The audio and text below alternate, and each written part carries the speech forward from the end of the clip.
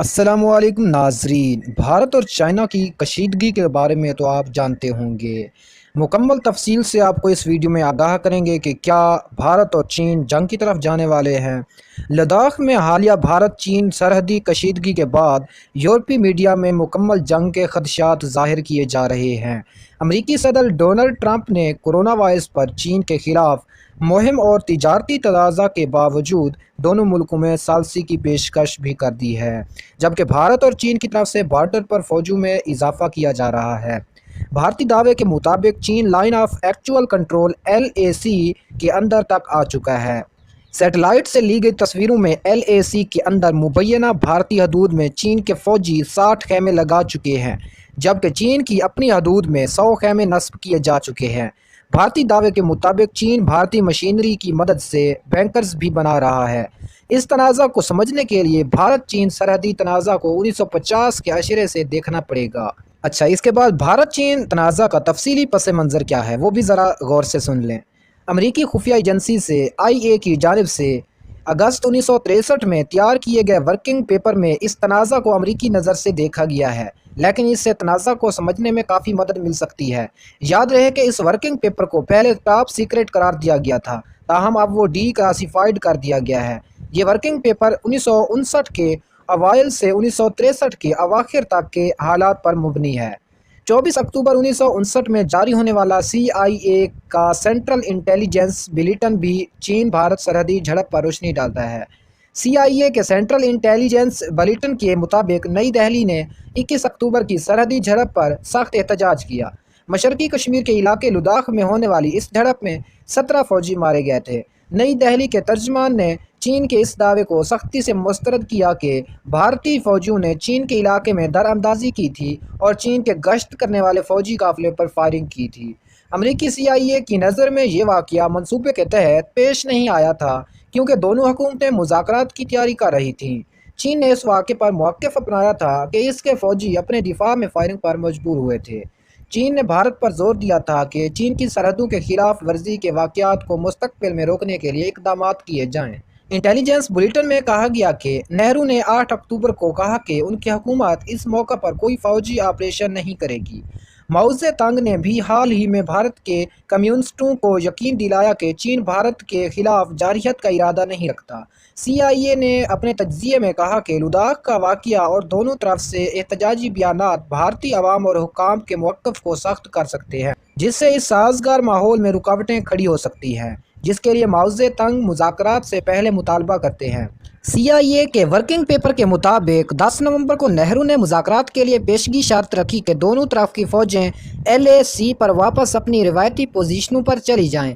17 دسمبر کو چینی وزیر اعظم چو این لائی نے جوابی خط میں لکھا کہ بھارتی شرائط یا تجاویز ایک تھیوری کی حد تک ہیں، کیونکہ بھارت کا کوئی فوجی وہاں موجود ہی نہیں جہاں سے انخلا کی بھارتی تجویز دی جا رہی ہے۔ چو این لائی نے علاقے کی اہمیت بیان کرتے ہوئے کہا کہ یہ علاقہ ایک وسیع علاقے سنکیانگ اور تبت کو ملانے کے لیے اہم ہے۔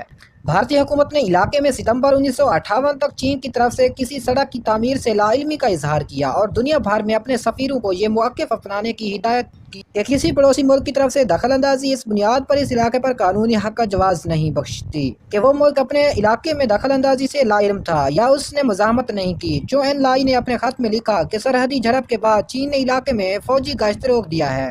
چو این لائی نے نہرو سے کہا کہ مذاکرات کے بنیادی اصول طے کرنے کے لیے بال مشافہ ملاقات کی جائے۔ چو این لائی نے اشارہ دیا کہ وہ میک موہن لائن کے جنوبی علاقے سے اقصائے چین کے بدلے دستبردار ہونے کو تیار ہے۔ نہرو جنوری 1960 تک ملاقات سے گریزاں رہے، پھر اپنے سفیر اور چند وزراء کے مشورے پر ملاقات کے لیے راضی ہو گئے۔ اس عرصے میں روس کے صدر خروشچیف نے چین بھارت تنازع پر کئی بیانات دیے اور کہا کہ چین کی فوجی کارروائیاں ماسکو اور دہلی کے تعلقات کو خطرے میں ڈال رہی ہیں۔ نومبر میں خروشچیف نے اس تنازع کو افسوسناک اور احمقانہ کہانی قرار دیا۔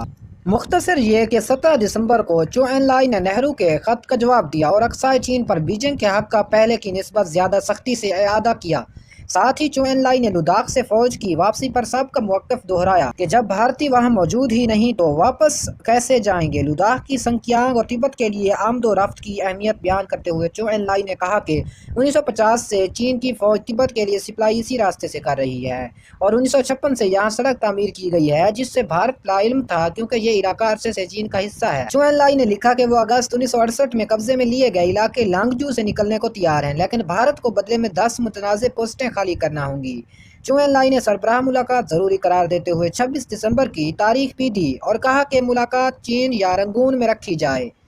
چو این لائی نے کہا کہ سربراہ ملاقات میں بنیادی نوعیت کا سمجھوتا ہونے سے پہلے وزارتی سطح کی ملاقاتیں بے فائدہ ہیں۔ نہرو نے 21 دسمبر کو چو این لائی کی تجاویز مسترد کر دیں اور خود سے کوئی نئی تجاویز نہ دی۔ نہرو نے کہا کہ وہ کہیں بھی کسی بھی وقت ملاقات کے لیے تیار ہیں، لیکن جب تک حقائق پر اتفاق نہ ہو ایسی ملاقاتوں کا کوئی فائدہ نہیں۔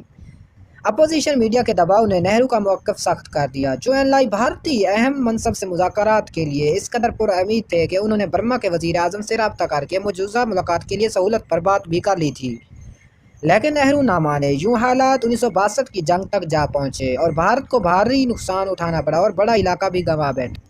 چین بھارت تنازع کی تفصیل طویل ہو گئی، لیکن اس کا مقصد چین اور بھارت میں پائی جانے والی سوچ کو واضح کرنا تھا۔ آج مودی ٹرمپ دوستی اور امریکہ بھارت قربت ایک بار پھر چین کے خدشات کو تقویت دے رہی ہے کہ امریکہ اس کا گھیراؤ کرنے کو ہے اور بھارت کا دائیں بازو اس کی مدد کو پوری طرح تیار ہے۔ بھارت کے وزیر اعظم اور ڈیفنس چیف دونوں دائیں بازو کے ہیں۔ یوں چین کے خدشات نہرو دور سے بھی زیادہ مضبوط ہیں۔ اس وقت صرف آرمی چیف اور سیاستدانوں کا ایک گروپ نہرو پر بھاری پڑ رہے تھے۔ اب تو بھارت پوری طرح قوم پرستی میں ڈوبا ہے۔ نہرو کا بھارت کسی حد تک غیر جانبدار تھا، مگر مودی کا بھارت تو امریکہ کی گود میں ہے۔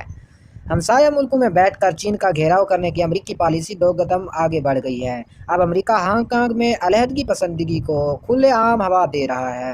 تائیوان کو آزاد ملک کے طور پر عالمی اداروں کی رکنیت دلوانے کی کوشش کر رہا ہے۔ تائیوان کو اسلحہ بیچنے میں لگا ہے۔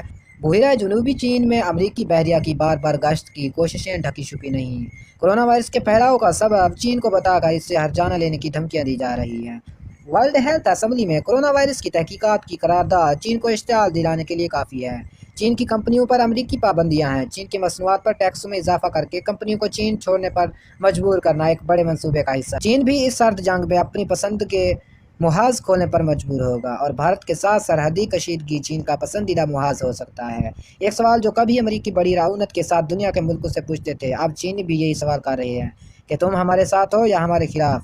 کورونا وائرس کی وبا پھیلنے پر امریکہ یورپ کی طرف سے سفری پابندیوں کا اطلاق ہوا تو جنوب مشرقی ملکوں کمبوڈیا، لاؤس، میانمار اور تھائی لینڈ نے مارچ کے مہینے تک چین کے لیے زمینی فضائی راستے کھلے رکھے۔